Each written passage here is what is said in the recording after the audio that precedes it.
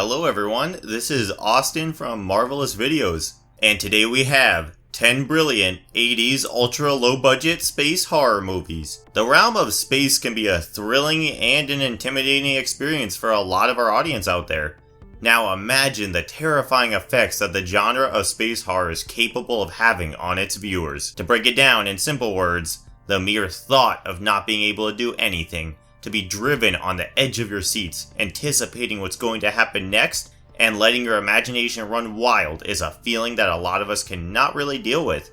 After all, space horror makes you think and be afraid of the unknown. While films boasting a big budget are capable of soaring at the box office, let's not disregard the fact that they can also flop like a fish out of the water and get pulled into the ocean of infamy. This is where low-budget movies come into the frame. These flicks solely depend on their storyline and of course some very witty movie-making methods.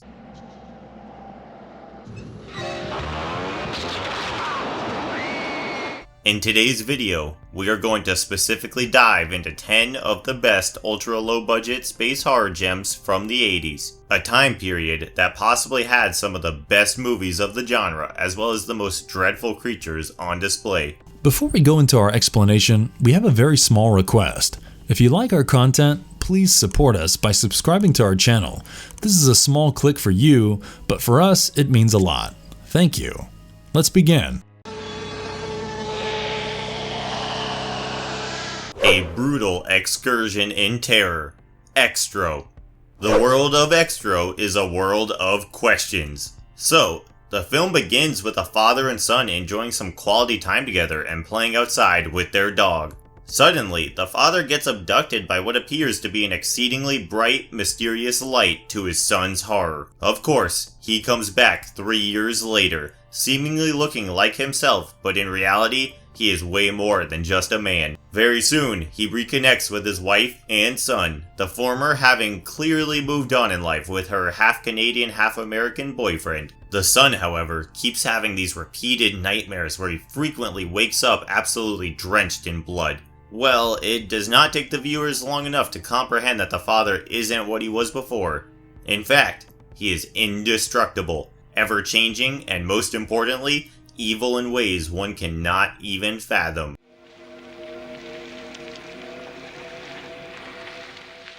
Some extraterrestrials aren't friendly, and Philip Sayers, Sam Phillips, certainly falls in that category. Director Harry Bromley Davenport's Xtro is worth a watch for a number of reasons. For starters, it is a sheer treat for all the gorehounds out there, as this flick boasts plenty of such scenes, the highlight of which happens to be a particular birth sequence on display. Mind you, it isn't just a regular birth scene. One actually gets to see a woman giving birth to a fully developed human being, so you can imagine the level of gore that's there. That scene is certainly not for the faint of heart. Next comes the special effects on display. No wonder the movie became a recipient of the International Fantasy Film Award at the 1983 Fantasporto Film Festival, for featuring literally the best special effects given the 80s time frame. The storyline might be confusing to a lot of people. We will admit that it doesn't really have a straight narrative, but it's the effects as well as the creature design that makes up for it. Last but not least, we have this unconventional concoction of domestic drama and the surrealism of sci-fi horror that makes this film here such a fascinating watch. Full credits to John Metcalf's work on cinematography, along with Davenport's background score that he had once jokingly illustrated in an interview as screaming synthesizers. Oh well, you will have to see it yourself to believe it.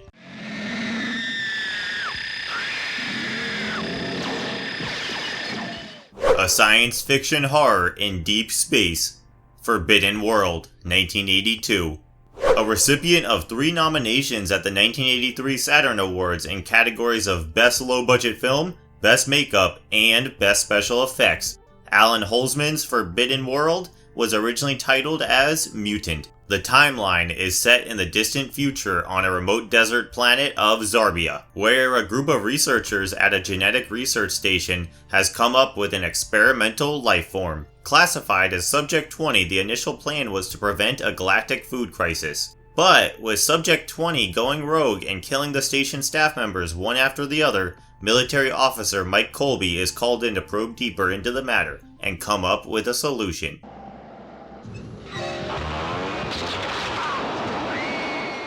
Boasting a budget that is less than $1 million and a story by R.J. Robertson and Jim Wynorski, the movie was shot within 3 weeks. Alan Holzman initially wanted this film to be like an outer space version of the 1962 British epic historical drama Lawrence of Arabia, but producer Roger Corman told him that doing that would require more budget. Well, this brings us to the 1982 movie that's more like a ripoff of Ridley Scott's 1979 sci-fi horror flick Alien. Add to that a generous amount of nudity, hot bods here and there, some gore, and a claustrophobic set design. Corman even goes to the extent of using some footage from his 1980 space opera flick, Battle Beyond the Stars. The film is well made, and we have Holzman and Martin Nicholson to give full credits to for their mind-blowing work on editing. It also has this electronic musical score by Susan Justin that actually complements the movie. Given that it is a Corman production, you know for a fact that the flick is bound to be fun, cheesy, and entertaining. As far as the creature is concerned, we have this huge insect-like being, one that's toothy, ravenous, and quite the tormenting beast. Tim Serstedt's work of cinematography makes it an enjoyable watch. Don't miss out on the chance to watch the film if you get one. Please be there. Hell has just been relocated. Galaxy of Terror, 1981. Produced by Roger Corman and directed by Bruce D. Clark, Galaxy of Terror, also known as Mind Warp, has been tormenting its viewers with space-phobic nightmares ever since its release back in 1981. The storyline revolves around the spaceship Remus, one with whom contact gets lost. That's when the planet master of Xerxes sends a crew in a spaceship on a rescue mission. But it crash lands upon reaching the other planet's atmosphere. The crew manages to recover themselves from the crash and goes in search of the other spaceship to look for survivors. While they are able to locate Remus and board the vessel, it does not take the team long to realize that a massacre had taken place there. Soon, the crew begins to experience an increasing sense of trepidation, and one by one start becoming victims to what looks like a giant alien pyramid, oblivious to the fact that it functions more like a projection of the crew's basic primal fears.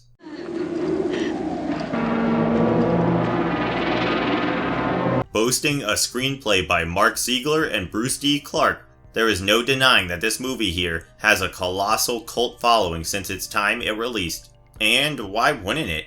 After all, it does feature Taffy O'Connell's most infamous worm scene. Having said that, we are going to dig a little deeper into a few trivias that we bet you just did not have a clue about. As far as the original version of the script is concerned, O'Connell's character Damia, the technical officer of the ship, was supposed to die topless and getting devoured by a giant worm. But Corman by then had already assured his investors that there would be a lot more than just that. So, no points guessing that the change to her being raped by the giant worm was more like an end-minute addition by Corman, who rewrote her death scene involving graphical sexual content as well as full nudity. While O'Connell used a body double for that particular scene, she was still required to go topless, and we all know how that turned out. With a runtime of 81 minutes, the flick features an alien that makes you live out your deepest and darkest fears, along with an eerily effective set design, a recognizable cast, gory, disgusting deaths, and a fascinating background score by Barry Schrader.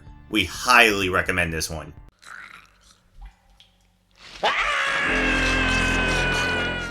A Far From Human Birth, Inseminoid, 1981. Also known as Horror Planet in the United States, Norman J. Warren's Inseminoid, boasting a screenplay by Nick and Gloria Maley, has a team of 12 Xeno Project archaeologists as well as scientists digging the ruins of a primeval civilization in a distant, mysterious, freezing planet. But after one of the team members, Sandy, gets raped by a monstrous alien creature, it triggers an augmented pregnancy. This also gives Sandy superhuman strength, leading her to develop psychosis and making her slaughter her colleagues one after the other. Come on. It's not gonna happen. No! This might come as a shock to you, but the script was literally written in a span of 4 days, and the film was shot in less than a month. Apparently, Norman J. Warren had financial backers, but no screenplay. This brings us to the screenwriters of the movie, married couple Nick and Gloria Maley. who were also a part of the special effects team on Warren's 1976 British independent supernatural horror flick, Satan's Slave. Also, the story was initially supposed to take place inside a spaceship, but the location was altered keeping the budget in mind, and eventually not feature separate special effects for that matter. Speaking of the real location where the movie was shot, a major part of Inseminoid was filmed inside the Chislehurst Caves in southeast London, England, mainly to boost the production value. But, having said that, resetting lights and even cameras inside the man-made tunnels and caverns was quite a bit of a task. And let's not forget, exceedingly time-consuming. As much as Judy Greason's portrayal as Sandy was praised by everyone, those who have seen the flick will agree with us on this. It was Sandy activating her killer mode that kind of stalls the film a little. Perhaps a little more screen time with the alien, and even the alien twin babies for that matter, could have made things more interesting. Let's not forget that it was John Scott's electronic score in the movie that made him win the Best Music Composer award at the 1981 Madrid International Film Festival. Don't miss this fast-paced, entertaining flick. It deserves to be seen.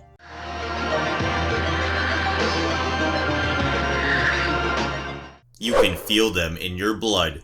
Contamination, 1980. Written and directed by Luigi Cozzi, the plotline of the movie has an apparently abandoned large ship drifting into the New York harbor. It is discovered soon enough that the cargo is swarming with hundreds of green pulsating eggs, each as big as the size of a football. After a team is sent in to explore the ship, not only are the distorted remains of the previous crew found assembled in one particular place, but it is also seen that the eggs blow up as soon as they come in contact. They also release some kind of a liquid, one that is absolutely lethal to living beings, and immediately cause the body to explode upon physical contact. All of this leads to a former astronaut into aiding a military agent and a police detective into tracing the source of the inscrutable alien pods.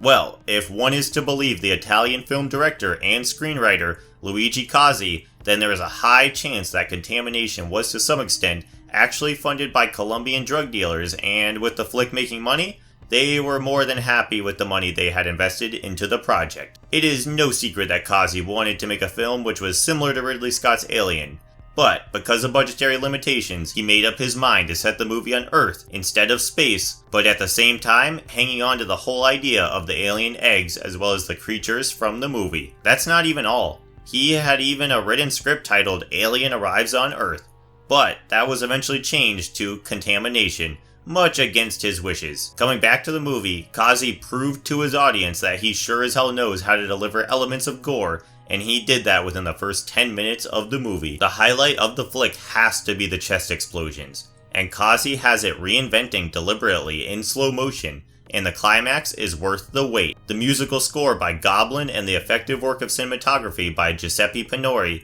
work in favor of the film. Contamination has our vote.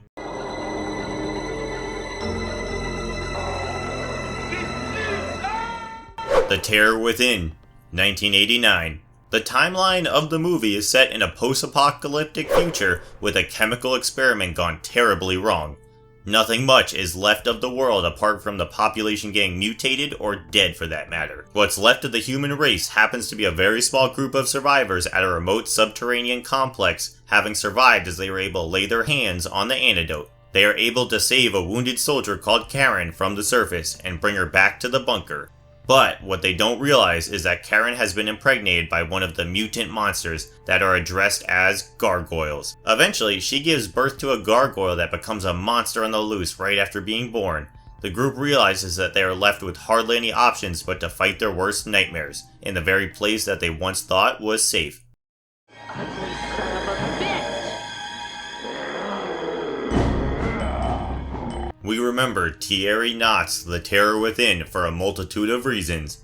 The highlight of this 1989 movie has to be the mutant monsters more properly known as gargoyles. They exist for two reasons: A, to dominate, and B, to mate. Stressing on the term mutant here, it is very likely that they were once human and now equally intimidating to look at.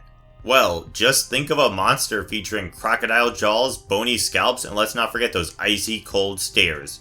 It is creepy, right? Those who have seen the movie will agree with us when we tell you that the opening sequence of the monster Staying true to its grisly, gory, bloody fashion is the real deal. Full credits to Dean Jones for coming up with such a brilliant creature design.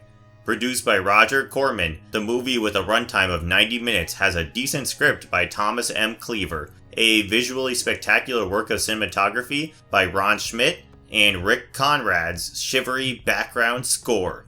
In simple words, it deserves your attention. No, you don't seem to understand. I've been trained to take care of myself. They came, they shopped, they saved the world.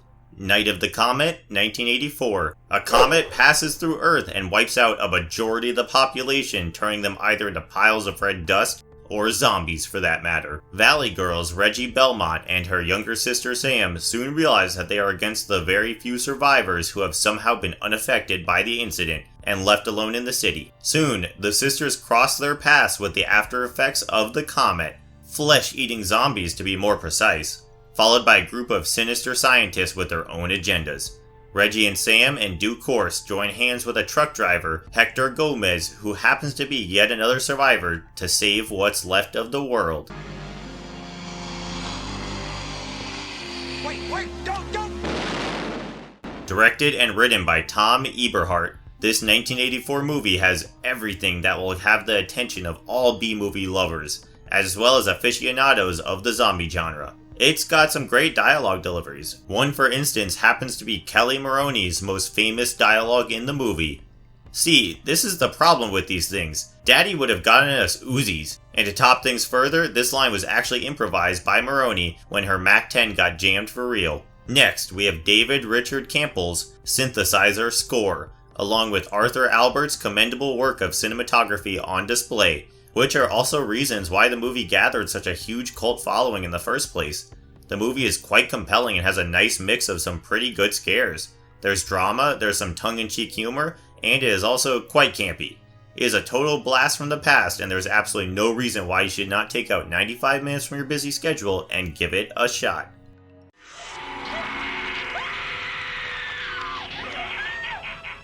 Humans are such easy prey. From Beyond, 1986. Dr. Edward Pretorius and his assistant Dr. Crawford Tillinghast have created a device called the Resonator, one that piques the pineal gland and as a result opens the human mind to higher dimensions. However, the inability to keep this unharnessed power of the machine in check results in the death of Dr. Pretorius. Dr. Tillinghast, on the other hand, gets charged with murder and is sent to a mental institution, where he is put under the supervision of Dr. Catherine McMichaels. Post hearing his side of the story, Dr. McMichaels, convinced of Tillinghast's innocence, tags along with Detective Bubba Brownlee, the latter investigating the case of the deceased Dr. Pretorius. They go back into the house, only end up rebuilding and reactivating the machine, which brings back the dead Dr. Pretorius. Only now, he is almost unrecognizable and mutated to extreme levels.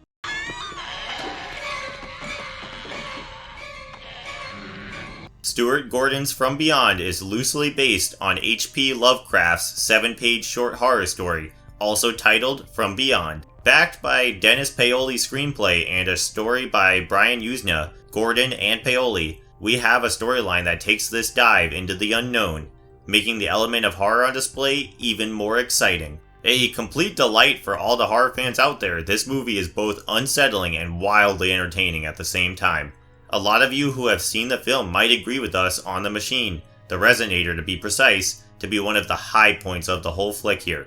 Full credits to Gordon for being so articulate and going to the extent of actually giving a justified explanation to how the machine operates. Mac Alberg's slick work of cinematography also brings life to the film, and so does Richard Band's atmospheric musical score. If you fancy the 80s and a bit of Lovecraft, you are bound to have a great time with this film.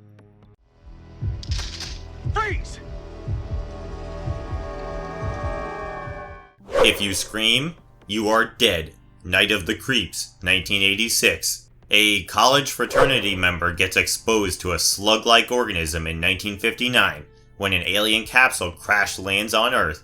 The body is kept cryogenically frozen and 27 long years pass by. Cut to present, university student Chris Romero decides to join a fraternity to woo a girl and is soon given the task of stealing a dead body from the university medical center and keeping it on the steps of their opposing fraternity house. Romero, along with his handicapped friend JC, get to work, and post-discovering the frozen corpse in suspended animation inside a secret room, they accidentally set him free. All hell breaks loose at the fraternity house when tiny slug-like creatures start possessing the human bodies and transform them into zombies, infecting the entire campus in the process. Girls, the good news is your dates are here.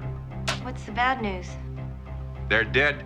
This 1986 movie has Fred Dekker making his featured directorial debut and paying homage to the B-movie genre. One of the high points of Night of the Creeps happens to be the solitary fact that it boasts a cast that literally has the character last names of some of the top horror directors of the time. For starters, we have Chris Romero, J.C. Hooper, Cynthia Cronenberg, and Ray Cameron, amongst others. Next comes the tagline of the movie. The good news is your dates are here. The bad news is they're dead. It's catchy and most importantly works in favor of the movie. The plot is decent and moves at a steady pace, features some fine work of special effects and a good cast, and has quite the effective finale. Of course, we won't be spilling further beans about it because we'd seriously like you to watch it, but when you do watch it, we recommend you not to be serious. Boasting a runtime of 88 minutes, Robert C. New's work of cinematography along with Barry Dvorin's work on background score makes this underrated gem from the 80s a definite watch.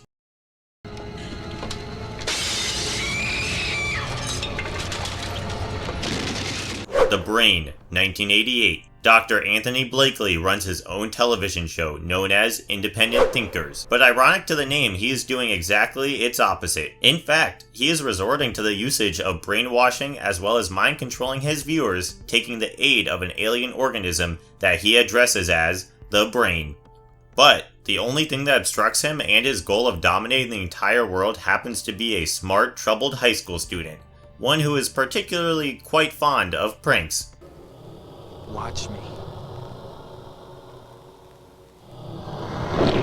You have got to be a fan of B horror movies to end up liking this 1988 Canadian sci-fi horror flick by Edward Hunt.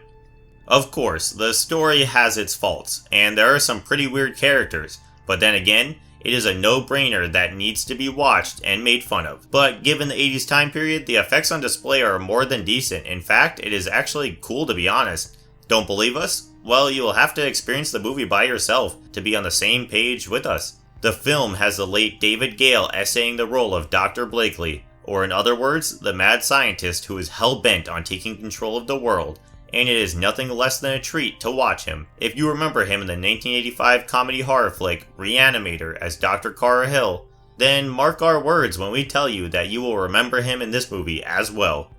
It's got something to do with the head, and that is all we can disclose to you at the moment. Wondering why? It is only because we want you to relish the movie. And if you liked our content, don't forget to leave a like and subscribe to us if you haven't already. Have a good one and be safe. Thanks everyone.